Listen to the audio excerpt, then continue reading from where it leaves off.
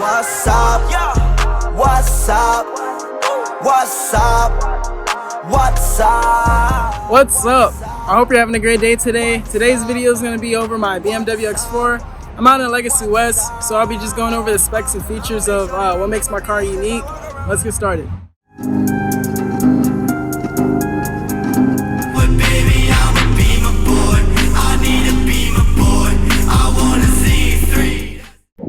This is the 2015 BMW X4. This is the xDrive 28i model, and the car comes with a inline 4-cylinder engine that produces 240 horsepower and 300 about pound-feet of torque. The car comes with run-flat tires. They're by Pirelli P0, and the car comes with M trim accents all over. You have it on the rims that are 20-inch, and then the license plate. And when you open the door, you have it on the bottom right there, as well as on the steering wheel. So with the X4, BMW was aiming for more of a SUV coupe style. This is technically an X3 in the casing of a smaller X6, so it's basically like the X6's little brother. But overall, the car is pretty unique. This is the graphite metallic colorway, so you might catch some little like sparkles in there. I really can't get it on my camera, but the whole car is covered in like red accents all over, just like a pearlescent. All right, so this is the key for the BMW X4. I got it in a leather case right here. It's pretty nice with the BMW keychain. If you're wondering where the lock button is, it's actually the BMW logo. So yeah, you just click that, lock it and then unlock. You also have the tailgate right here, and then as well as the alarm button right at the bottom. And that's pretty much it for the key. So the seating for this car does come with the customizations, push back and lean, different things for the bag in the inside. It also has memorization for the passenger seat, so you have two options for two different people, and you just set it by clicking set and different things. All right, this is a push to start vehicle, so you're gonna come over, put your foot on the brake, and then click the push to start. It's how BMW cars start. And I like the interior of the car. I like the leather that they put all around the dashboard and the around the trim with the wood vinyl accents. With the steering wheel, it's pretty nice. We have the quick cruise control items right there, and then the options over here are for like radio mode, heads up display. So yeah, this car does have heads up display. You can adjust different things on it. Right now on the camera it looks trippy because that's how it's reading the frames. You got call, voice control, and volume buttons right there. This car is semi-automatic. I think it's 8-speed, so it can go up to 8 speeds. It's paddle shifters right here, gearbox down there. It tells you near the tachometer and speedometer, the time, and the temperature and different things. Your gas. On this end you have where you can turn on your lights. This is and fog lights and different things. This is to adjust the brightness of the tachometer and speedometer. Down on this end you have storage for like cup holders and different things. On the passenger side you have it as well. The car comes with enough storage for the typical person. It's not as spacious as a center console. It's really not that deep, and then as well as the glove box, it's really small, but it does the job for the average person. You have space up here where you can put things, as well as for cup holders and different things. But yeah, and then you can charge your phone up here, different stuff, as well as down here in the back you have different ports right there. So down here at the gearbox, you have the semi-automatic, more modern style, with the push to park, and you have to push this button on the side, to go from drive to neutral to reverse and different things. This car does come with a reverse camera. For the 2015 model, it's pretty it's modern in a way, just it's BMW's earlier models for it. It has the parking aid lines and different things, obstacle marking, and different things you can do in just that with the parking sensors, where you would turn it on down here. But that's pretty much it. You just click P for park, and right down here you have where you can turn off your traction control. You have the sport options. This car does come with sport plus, which turns off traction control automatically, regular comfort, and then eco pro, which conserves things for eco reasons. And then you have like slope adjustments with the auto hill and this button right here, and then auto park release. I think that's a option. Onto an infotainment screen, you have these buttons over here that's for like the quick access and different things. So you have menu, radio, media, telephone, navigation, and then the analog button where you can change it like this to go up and down by just twisting it, and you can move up and down or move out of it like that. Keep pushing out, and you have back and option, and it's just quick things. Yeah, that's the main screen for it. It's multimedia, radio, telephone, navigation, and contacts. Connect Drive is BMW's way of just staying interact with the people at the dealership. So you can send messages, call for roadside assistance. BMW Online will help you with things, just for registering for service and different things. And vehicle info, this is where you would log, different things. Checking your X-Drive status, because this is an X-Drive car, because it's an X model vehicle. You got sport display, where you can, check the gauges and different things, like other cars have it already preset, and other things in the menu. For logging, settings is just changing, infotainment settings and different things. Like if you want to change the tailgate, you can change the height all the way up. I keep it on the third just because it doesn't need to go that high, and it doesn't fit in the garage if you put it any higher. And other different things you can adjust with the infotainment screen, like speed. You can have a warning at a certain speed and different things, like if you want to go 0 to 60 in a certain amount of time and track it. Touchpad and different things, and the touchpad is responsive. You can actually write on it, so I'll show you that in the navigation tab when I get there. But let's start off with so multimedia is basically if you want to play a movie and different things. I think I got Good Burger in right now, so basically you just play the movie and different things, and it was playing earlier, so I guess it's already on this scene.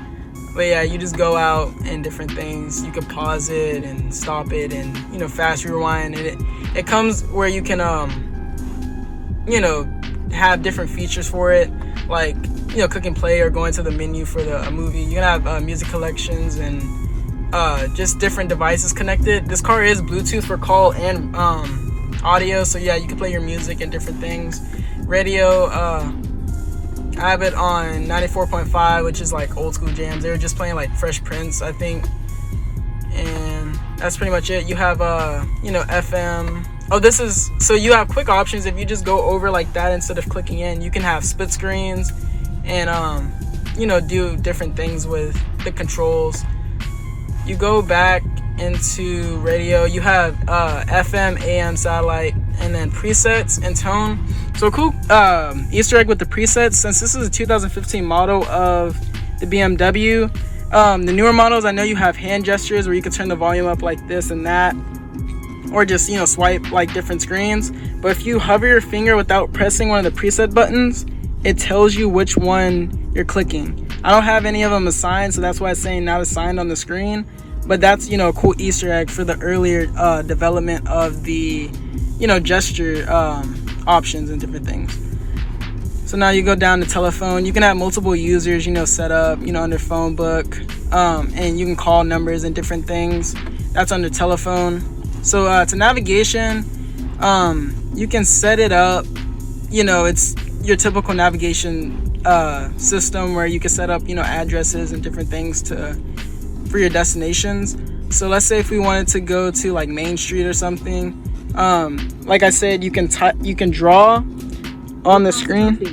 Well, that was the voice control, feature, but you can also use the voice control would use it like that. But let me see if I can do it 1 second. So I'll try to get a better view. But yeah, if you draw, like let's say if I want to go to Main Street, I draw M, and then it lets you know M. You can turn that off in the settings and different things. That's pretty much it.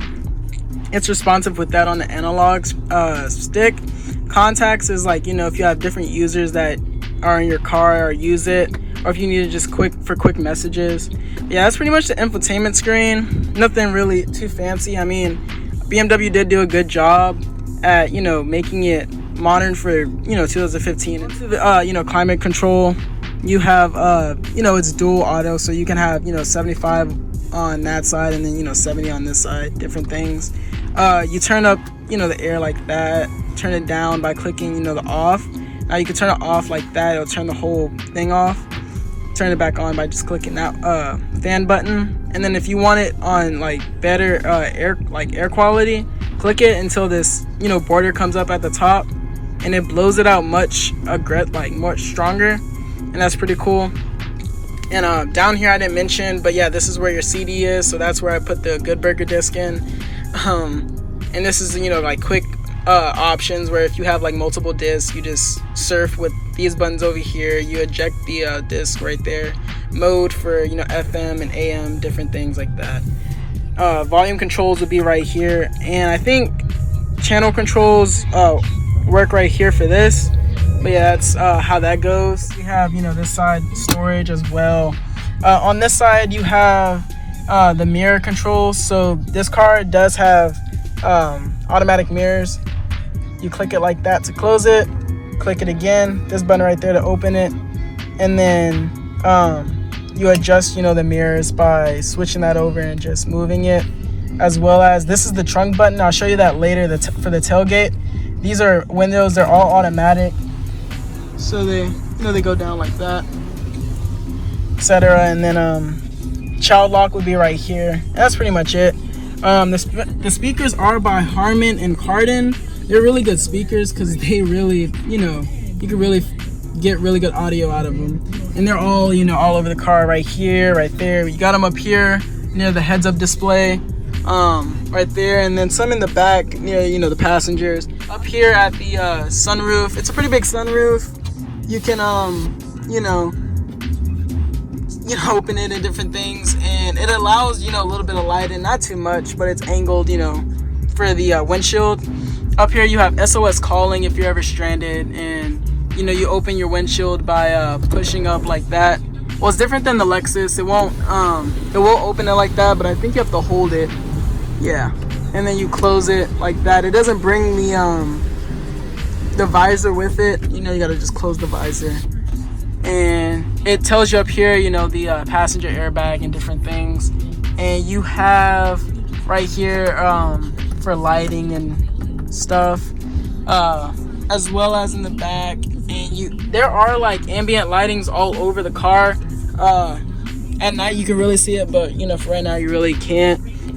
So that's pretty much it for the front of the BMW X4. It's pretty spacious. I'll hop in the back seat, show you what's going on with that. Alright, now I'm in the back seat. It's pretty spacious back here. For taller people it may be a problem, like earlier when I showed you the swooping in of the BMW X4. It may just be a problem up here, like around the head. And it comes with storage options, for cup holders and different things, and the belongings on both ends. The speakers are back here as well, and on this end. It's pretty cool. And right there as well. These windows are also auto, so just pull down like that, pull up. You also have backseat climate controls, so to open the vents and close it, and for the heat and cold right there, you can adjust it like that. And you have like small storage space for whatever you need to put there, and also charging options right there. But yeah, it's pretty spacious. You can drop this down for armrest. Comes with cup holders. You just close it back and pull it up. So back at the front, you pop the trunk by just pushing down like that, and it pops open. So it's pretty spacious back here.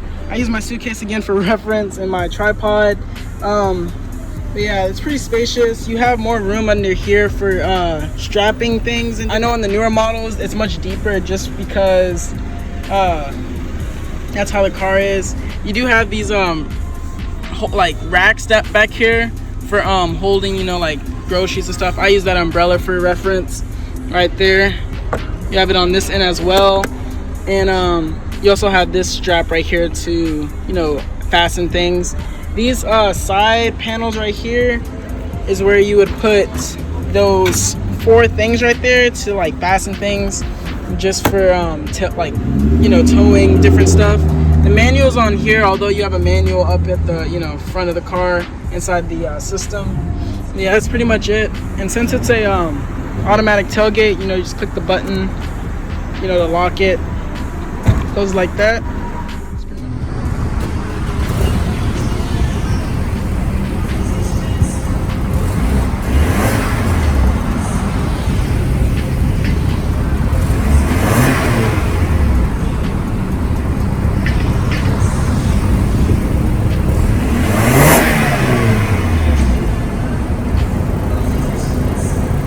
Alright, so now I'm driving.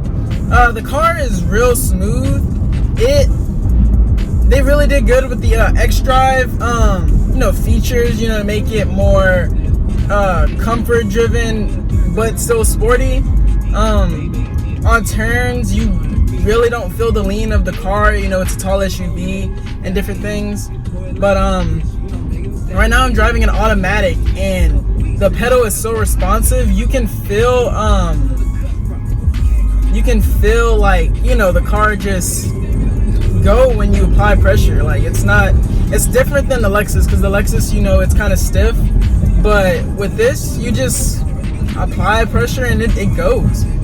I'm gonna hold a poll on my Instagram where you can vote if you want Monday's video to be a top 10 things I like about my Lexus IS, or part 2 of the specs and features of it, because I only went over like technically half the features of that car, because that car has so many features.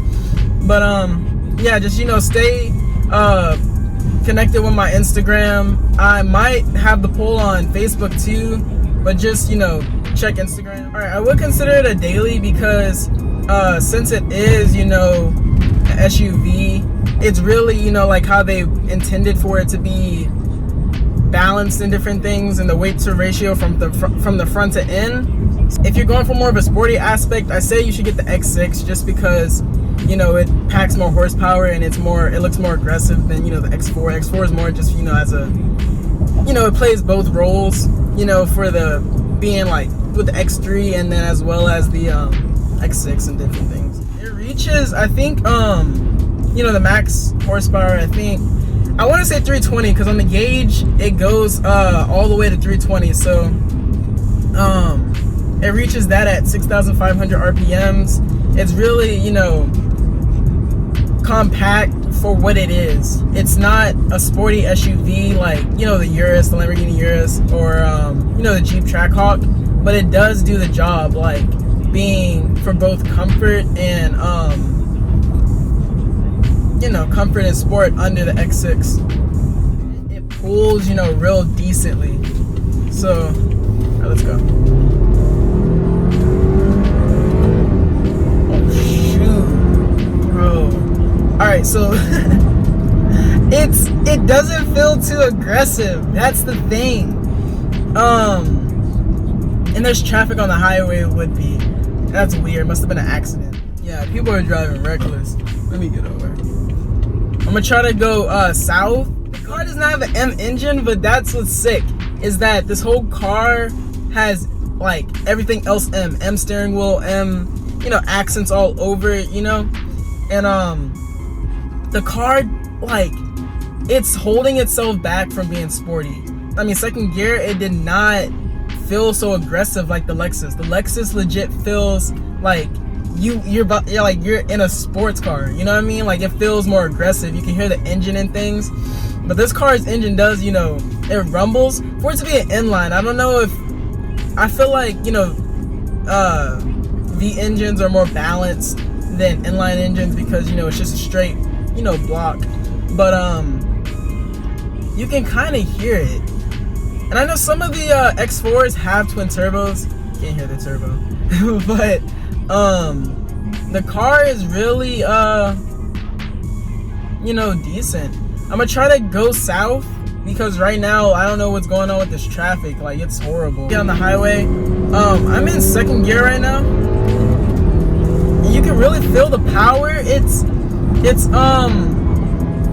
like holding itself back, it feels like it's worried about being more comforty than sporty. I mean, hey, it isn't an M Sport, but you can see how BMW like goes with it. But right now we're in third gear. It feels different than the Lexus.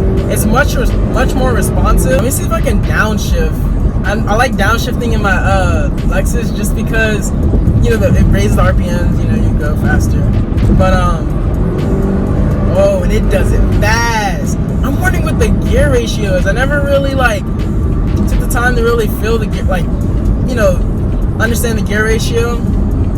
But it feels like it's really short because since it's an 8-speed, it has less you know, reasons to have so many, like, you know, so much time in each gear. But I don't know who would ever reach 8-speed. Like, you gotta be booking on the highway going at least like 200.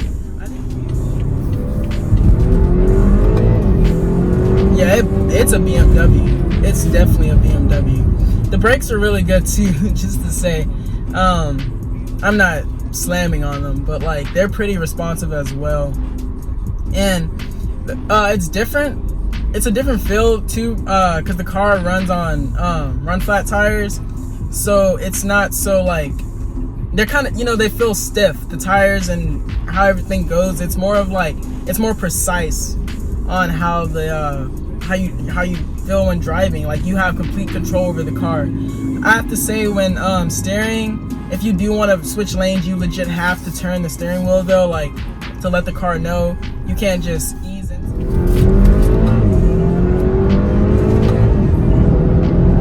Yeah, it pulls for an SUV. Starting off with design, the SUV coupe crossover is a really nice style, but it's not too aggressive, although the body accents, you know, give it a 0.75. Onto acceleration, the car is really responsive and has, you know, better acceleration and speed, so it gets a 0.75. The drive factor is really good with the extra features, and, you know, that's on run flat tires to avoid, you know, lean, deflation, and pushes for more comfort, so it gets a 0.75. Next is the fun and cool factors that are both a 0.5 because it is, you know, a semi-sporty SUV and the car isn't as flashy.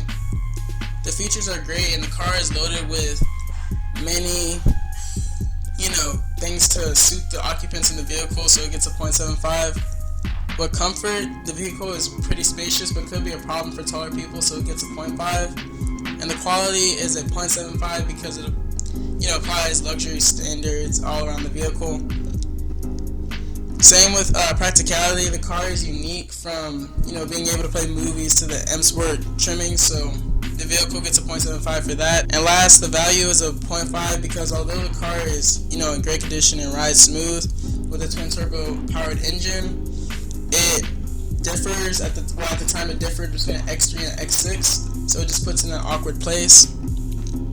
And that tallies the BMW X4 with the 6.5 out of 10 because it's a good SUV, you know, coupe crossover. Thank you for watching my video. I hope you enjoyed it. Stay connected to my Instagram because I will be posting that poll to vote on my next video. Also, feel free to subscribe, like, and share, and click the notification bell to stay notified. I got more content coming out this week. Thank you for watching. Have a great day.